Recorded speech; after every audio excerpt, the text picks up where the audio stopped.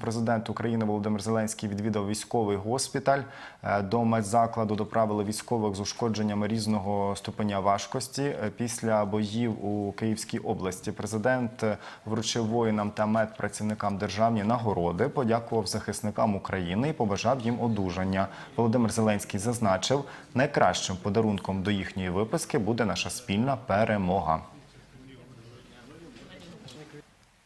Добрий день, бажаю здоров'я.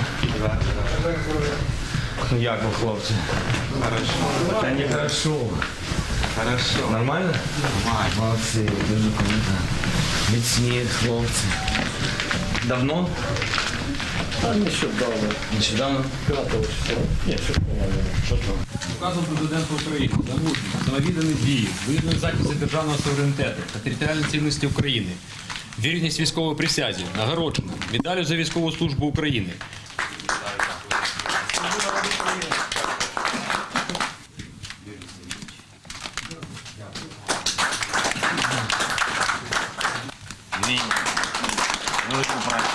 Дякую вам. Одужуйте. Сил вам, ви молодці. Заради вас і на ваших плечах все це.